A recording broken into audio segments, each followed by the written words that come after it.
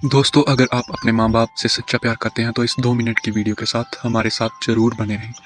अगर अंदर से एक आवाज़ आए तो ये कहानी उन अपने कमीने दोस्तों को ज़रूर शेयर करें। माँ बाप को दुख मत दो। एक बार की बात है, एक लड़के ने अपने पापा से कहा, पापा मुझे नया मोबाइल चाहिए। पिताजी ने कहा, बेटा अभी कुछ वक्त रुक जा, तुम्हें नया मोबाइल दिला दूंगा।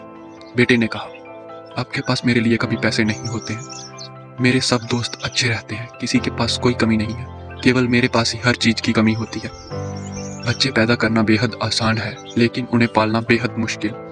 जब आप मेरी ज़रूरत पूरी कर ही नहीं सकते तो क्या मतलब मेरा इस घर में रुकने का। मैं घर छोड़कर जा रहा हूँ। उसके पिता ने कहा, बेटा रुक जा, मेरी बात तो सुन, हम तुझे नया फ़ोन दिला देंगे। माता और पिता ने बेटे को रोकने और समझाने की काफ़ी कोशिश की, लेकिन वो नहीं रुका। गुस्से में उसने अपना बैग पैक किया और घर से निकल पड़ा। लेकिन घर से निकलते वक्त गलती से उसने अपने पिताजी की डायरी अपने बैग में डाल ली। पिताजी की आदत थी कि वह हमेशा डायरी लिखा करते थे और उनकी डायरी को छूने की परमिशन किसी को भी नहीं थी। लड़का घर से काफ़ी दूर आ गया और थक कर बैठ गया। जब उसने वो डायरी देखी तो उसने सोचा, आखिर मिल ही गया आज खजाना। आज पता चल ही जाएगा कि मेरे पिताजी ने कहाँ कहाँ दौलत छुपा रखी है और उन्होंने किन किन लोगों से पैसे लेने हैं, और सारा का सारा लेखा जोखा आज मुझे मिल जाएगा। बेटे को लगा कि डायरी में पिताजी की सारी लेन देन का हिसाब होगा। जैसे ही लड़के ने उस डायरी को पढ़ना शुरू किया, उसकी आंखों से आंसू बहने लगे।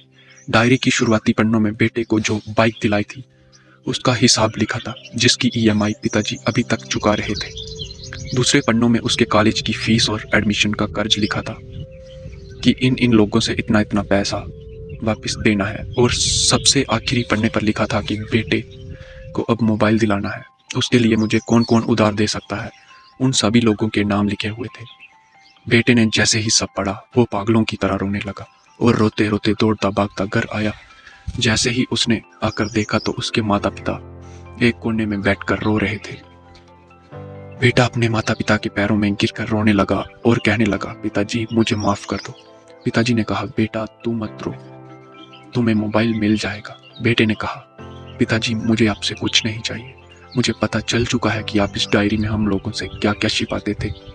मैं अब आपको कोई काम नहीं करने दूंगा, मैं मेहनत करके सब कुछ ठीक करूंगा। यह सुनकर पिताजी ने बेटे को गले लगा लिया।